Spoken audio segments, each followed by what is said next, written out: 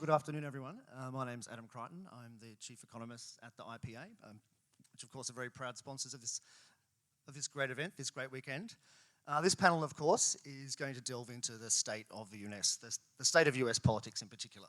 And of course, we should start on this rather tragic note, which of course is the assassination of Charlie Kirk last week, and what are the ramifications of that event for the US. I mean, I think probably the most significant political assassination before then must have been RFK back in 1968. And of course, you know, that paved the way for Richard Nixon to win the presidency. It was an earthquake in US politics. And so my first question to each of you is, what sorts of impacts do you think this assassination is going to have on the current political landscape in the United States? Matt?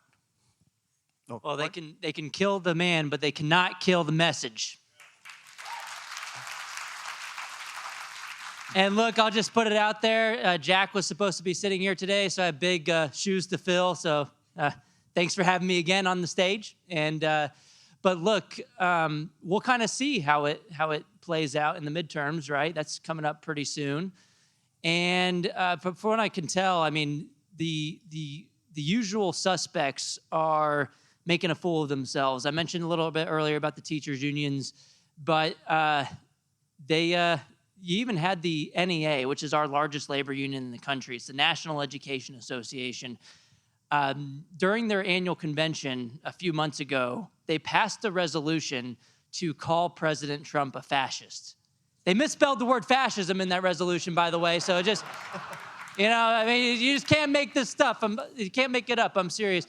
But they misspelled the word fascism, but it just goes to show you this wasn't just like right around the assassination. They have been doubling down on their insane, unhinged rhetoric even throughout the summer. They passed these resolutions that had nothing to do with education, everything to do with politics. And when you continue down this line of labeling your enemies as fascist, you're basically saying they're literally Hitler. And if, you know, it basically gives this permission structure to assassinate your political opponents, which is a disgusting road to go down, especially when the left has equated words with violence before. So we'll see. I don't know the answer to this. I don't have a genie, I don't have a magic crystal ball, but it can't be a good sign for the liberals. So let me just first say, you were all beautiful. Look at this room. This is really exciting for me. I remember being here for the first CPAC when they tried to not issue our visas in your crazy parliament. You had some real wingnuts in there. I thought AOC and Ilhan Omar were crazy, and I think there's some crazy Aussies too. Do all these people like get trained in the same camps? The answer is yes. What did you say? Yeah, right. Anyway, this gives me great heart. So I want to answer your Charlie Kirk question by saying it's been a rough week for a lot of people. Let's be honest, it's demoralizing to have someone who's made such a big impact be felled by this coward on top of a roof. All I could think about is I'm old now, and Charlie was young, and Charlie was on our CPAC stage when he very first started the organization. I think he had acne. He was so young. And he had 25 or so kids in their red Turning Point T-shirts, and I was a brand new chairman of CPAC. I didn't know what I was doing. He really didn't know what he was doing. And he built an amazing organization, found his voice, made a massive impact. And it's very hard for me, I'll be honest, I really want to answer your question, but like it's very hard for me to get beyond the personal on this one. So I'm a man of faith, and my wife and I pray for his wife, for their kids. We pray for our country. I believe Australia and America have a really interesting dynamic going on. I feel like America, in many ways, was where Australia is, except for the miracle of Pennsylvania, where Donald Trump got off the canvas and stood up with blood on his face. Imagine if that had gone a different way. America was this close, I believe, and I'm not trying to be overly dramatic, but America was this close to exiting the stage. after 250 mostly glorious years. And so I'm very sobered by what we face, what you all face, what we face. I have the best advantage of anybody in this room. I go to the 12 or so CPACs all over the world. I try to go to everyone. And my wife comes with me to as many as she could. And she would have been here today if it hadn't been for this terrible tragedy, because we have young kids, and kids see this stuff and it really, really impacts them. And all I'll tell you is I go to all these CPACs and I get the one advantage of the fact that I see the rooms getting bigger. I see all of you getting all of you are getting smarter. Nobody thinks it's a joke anymore. Politics has become a blood sport, sadly. Everyone is serious as hell. They want to fix their countries. And it's the same exact issues. And all I can tell you is that we got to be there for each other. We got to be there for each other's families when we're killed or imprisoned, because that's kind of where we are. And when one of us falls, two of us have to stand up and take their place. And I think we're going to do it. Very well spoken, both of you. Certainly in the wake of his death, there have been some very contemptible celebrations of it on the left, which have deservedly been called out as disgusting. Which, by the way, they're trying to say they're all about free speech now. Yeah, well, this is what I'm getting at. They're saying it's cancel culture. Well, this is accountability culture. Okay, well, this is my question. So, quite understandably, there's been a lot of rage and anger at this on the right, perfectly understandable on a human level. The US Attorney General, just a few days ago, was talking about the importance of cracking down on hate speech. That is Pam Bondi, or sorry, I should say Pam Bondi. I'm afraid every Australian that sees that name is going to say Bondi.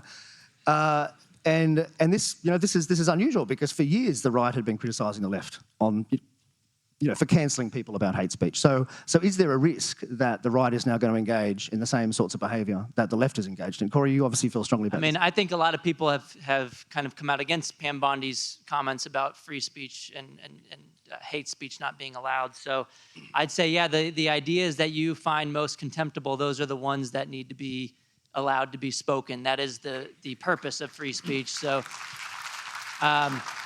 what I was getting into was more about the teachers who are getting fired are saying, oh, this is cancel culture. Oh, this is free speech infringement. No, it's not. You can say whatever you want. That doesn't mean that your employer has to continue letting you indoctrinate young kids. So, Matt, was it right then, okay, more specific, was it right for the White House to put pressure on US TV networks to sack Jimmy Kimmel? I don't think that's what happened. I'm going to give you my perspective. It's not free speech if you have a multi-million-dollar contract and you can't get viewers. That's very expensive speech.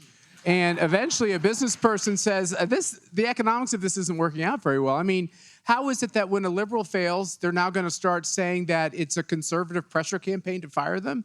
When conservatives get fired, they are succeeding beyond expectations. Look at Tucker Carlson on Fox. He didn't have a ratings problem, right? He had a point of view problem. And I'll just say one thing, okay? So maybe I'm grizzled and bitter and want to get the bad guys, okay? Be careful about moralizing too much about what is an appropriate lane to make them stop. Because they've gone, I know personally what they've done to me and to my business. I know what they try to do with lawfare. We've seen it. We've seen, they basically took almost all of Trump's cash. They had him tied down so he couldn't even get on the presidential campaign. And I don't think there is such a thing as hate speech, right? I don't even know what it is. I think it's a made-up liberal, fantasy. That being said, they've gone after a lot of people on this. And if the law is on the books, I want them to get back to neutrality. They're not going to get back to neutrality by us putting our hand out and saying, okay, now that we have power, we're not going to exercise that power because we're such great people, and we're not going to go after you. We're going to let you have your political rights that you denied us. And then when they take back power in America, within 10 seconds, I'll have a knock on the door, and I will remind all of you within literally, well, it's not literally, it's a hyperbole, but 15 seconds of Joe Biden winning, there was a knock on the door from the FBI at CPAC, just as a lot of Trump-aligned organizations had, and a prosecution that they had not pursued all of a sudden became red hot. And that will happen again unless we take the same steps. When they're out of line, we ought to throw the book at them. And if we don't, shame on us.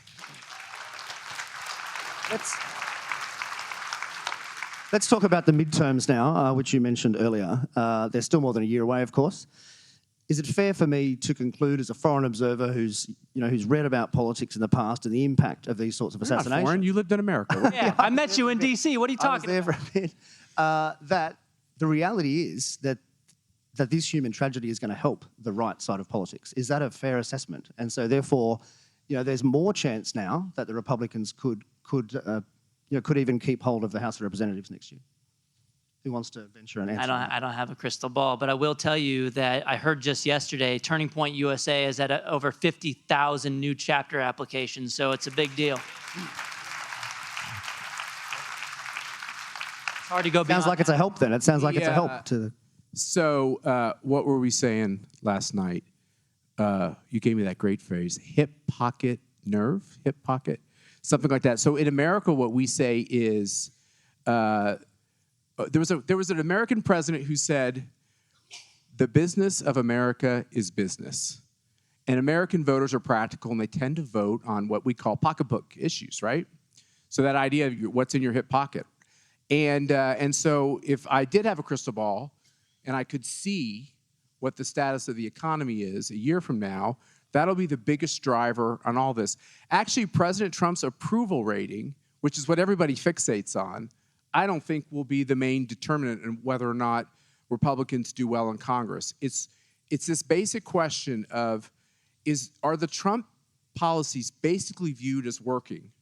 And you've always had to separate Trump, the man, from the policies that he's pushing, because he is one unique. My parents were New Yorkers, okay? He's from Queens, New York, which is even a special kind of New Yorker. And I always say he talks like he's a billionaire taxi cab driver, right? And I want to say on the outset, and I've said it on this stage before, I adore President Trump.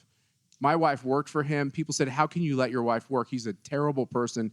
She spent 4 years working for him. He respected her. He listened to her. She adores him because when she had an idea and would go to him with the idea, sometimes with other members of the senior staff, she said, it's so great to work for someone, no matter how tough the question, no matter what the consequences were, mostly the answer was, what the hell, let's do it.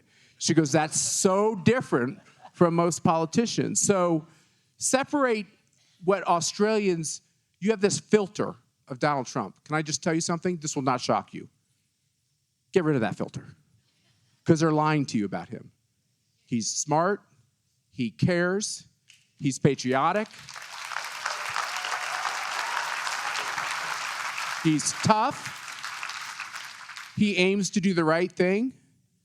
He doesn't portray himself as some kind of holy roller, but he does believe that God reigns in heaven and that there is right and there is wrong. And he's trying to do his best. And I think he's making a massive impact. And I think in the end, the American people, no matter what a poll says, I think the American people this time around understand that. Okay, let's turn to some policy. So I didn't give you the answer. We're going to do really well, so don't worry. Good. So some policy issues now. You've both been in the country a few days. You've probably noticed that the phrase net zero is in the news and emissions.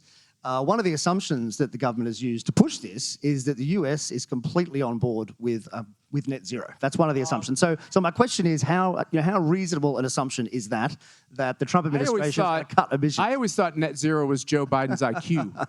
Hey!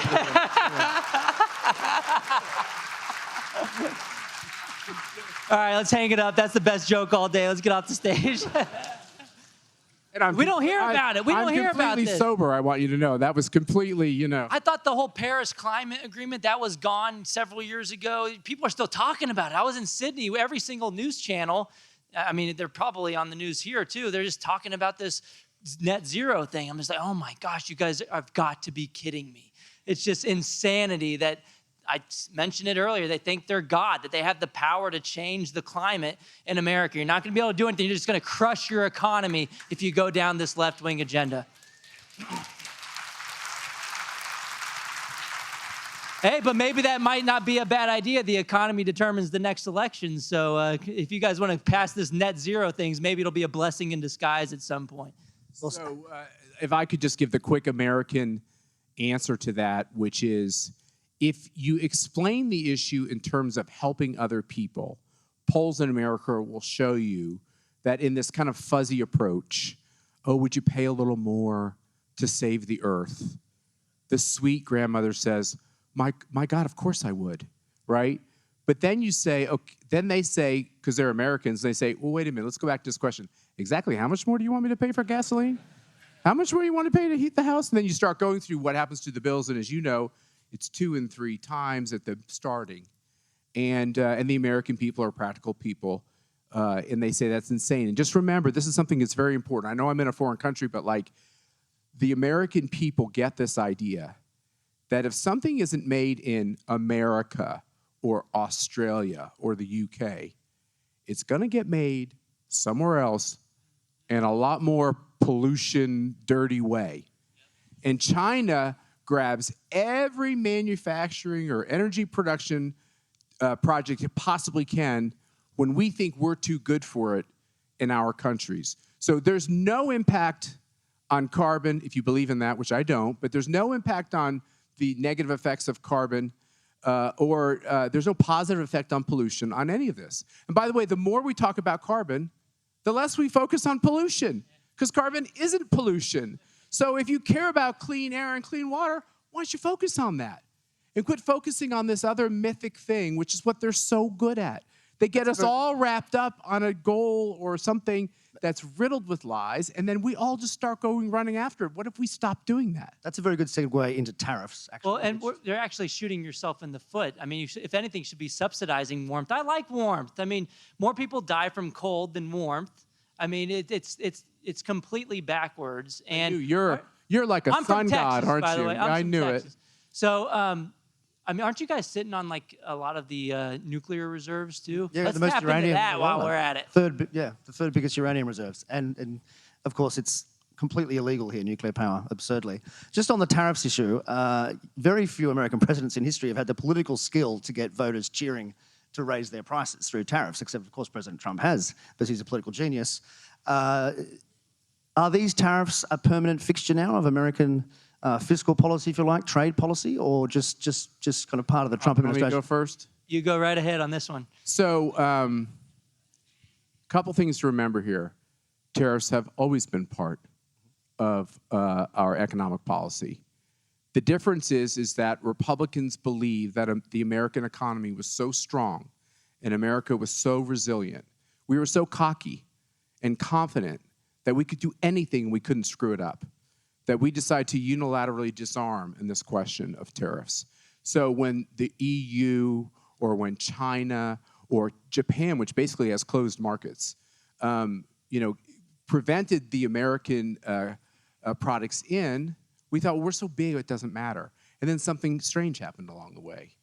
We're still big, but people started to see the fact that with our debt and with our tax policy and with our insane Democrats pushing the Green New Deal, or the Green New scam, as President Trump calls it, that we were losing so much of our strength because we were being too cavalier. And by the way, let me make that really clear. When an American political leader is cavalier about questions of energy and questions of our products getting fair treatment, what it actually means is some blue-collar guy with his name on the front of his uniform is losing his job. And it took a billionaire from New York to say, hey, why aren't we thinking about the blue-collar jobs that we're shedding? And so the answer to your question is nobody likes the idea of it would be great to be in a world where you had no tariffs. I think we get closer to that world if people understand the consequence of the one-way ratchet, which has been against America. And so the other thing is that if you look at the economic formulas, and you're the economist, I am not, but every article I have read has said that the entire cost of the tariff has not been shifted 100% to the American consumer. Matter of fact, a lot of these multinational companies realize that they're going to have to absorb some of these costs. So I think we're in a temporary period of time, but I think the tool of the tariff is here to stay for a while. Yeah, I'll just say I had 2 degrees in economics back in Texas, and when I first kind of heard all of this, I was against the tariffs. I thought tariffs were always a tax on consumers. That's just basically what you hear in the university system. But what I've seen kind of play out is the sky isn't falling. So it's a little bit more complicated than what they tell you in the textbooks. I think that's right. Let's talk now a bit about. Wait, what did you say? Did you say you think that's right? I think that's right. Okay, good. I think that's right. I mean, it's too simplistic to say it's all passed on, and so far it hasn't been. Inflation, the sky has not fallen in so far. Inflation has not, has not gone up much in the US, but it's still early days. But I think you're basically right. I want to ask now about the perception of Americans of Australians, because my 3-4 years in the US was that we took a massive hit because of our COVID lockdowns. Indeed, my most vivid memory was sitting in South Beach, Miami in September 2021 in a nice cafe. People were drinking. It was bustling and busy. And I was watching on my phone the Victorian police shoot rubber bullets at people. And I just thought, this is exactly the same time. And I'm like, this is just extraordinary. I mean, this is the same moment in time, and the response is obviously completely different. Of course, Florida's Governor Ron DeSantis actually likened us to communist China at a press conference. I thought, oh my God, that's really bad for Australia. So I guess my question is, clearly the view of Australia is the Crocodile Dundee, Steve Irwin type. That crumbled. But have we got a reputation back? What's your view? Be honest. Well, I was in Sydney with Andrew and the gang from CPAC here in Australia, and were any of you at that CPAC that was right after COVID? Do you all remember the meltdown that happened in the audience? And I was very proud of CPAC at that moment. I was proud of the fact that CPAC understood, and we understand this as much as we love President Trump. We're an independent nonprofit that has to stand for its mission. Sometimes the politicians get it right. Sometimes the politicians, even those you love and have friendships with, get it wrong. I think that was an example of politicians getting it tragically wrong, including in America, where I was getting letters from my kids' schools, saying that I had to get them vaccinated. By the way, I don't know how we got through it, but we got through it with no vaccinations in the Schlapp house, not a single one. Matter of fact, I'm going to say very quickly, because I felt such a kinship with the people in the audience that day, but my daughter got into the top college on her list, a really great university, which I have great respect for, and only because they actually accepted me too, so they can't be all bad. But she got in, and it just seemed like the next week, then she got the letter saying you can't come unless you get a vaccine, and it was almost like, it was like a dirge in our house. We were so sad. We were like, well, she can't go. I mean, and then I had to talk to her, and she was like, well, Dad, it's just a shot. Like, what if I just get the shot? And I was like, okay, you could just get the shot. But it's just how we're going to live, where the government tells us we must do something, and we just take that next step, and that next step, and that next step. And she ended up getting a waiver. We had another relative who was in the seminary helped write a letter. Our doctor, who's now on the CPAC board and is a total stud doctor, he wrote this first letter. She got the waiver. She got to the school. Then she had a bad RA who said, since you're unvaxxed, which I don't know how she knew, since you're unvaxxed, you're going to have to wear a mask everywhere you go, and kind of like a scarlet letter. And I remember, she's a tough kid too. She called me one day in tears. She goes, Dad, I can't do it anymore. They're making me test every couple of days. I try to sneak into the testing facility so no one finds out, so that nobody gets upset with me in the dorm. And she said, I think they're breaking me. I'm going to have to get it. And I was like, you know what? How about today we decide you don't get it? And then you call me tomorrow, and we'll see if tomorrow you can maybe take another day to not get it.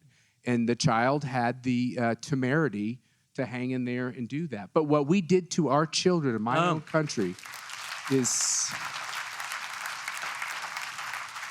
I know people are mad at a lot of people, but let me tell you who I'm mad the most at, is that fake, short, little doctor. Fauci. Okay, What a fraud. One last question for each of you, because we only have a minute left. Sorry, I feel And that passionate about that. I stole your apologize. time. You got the rest of the time. I'll shut up. You Did it earlier. Will Trump seek a third term? Oh, I'm so glad I got my talking done. I don't think so, but who knows? We'll see. But I want to go back to COVID for a second. Since we have Well, some you time. can. I actually think Trump is in his third term because he won the second There you go. time through. Yeah. So, Hey. Back to COVID, yes. But yeah, we actually had vaccine passports in D.C. did? We did. I didn't get one. My wife didn't get one. Our baby didn't get one, and our hearts are very healthy right now because we didn't. So it's fantastic. But I mean, look, they did lock down the schools longer than necessary. We had a Chicago teacher union put out a tweet saying that the push to reopen schools is rooted in sexism, racism, and misogyny. I mean, they threw everything at the wall to see what would stick. But the private schools that had to compete for people, they were in California, you know, where they closed the schools but not the daycares. They rebranded themselves as a daycare to meet the needs of their customers. But Okay, we do have one other thing. In my Uber the other day in Sydney, an Australian man didn't seem like a political guy. He seemed more, he might have been on the opposite side of the aisle. He was actually complaining about the lockdown still. And he said he went to California for refuge and said, oh my goodness, they have things going right here. And I was just thinking, we thought California was crazy, so it must have been really bad here. Okay, look, on that note, we do have to wrap up. It's flashing red, but thank you so much, gentlemen, Matt and Corey. Please round of applause.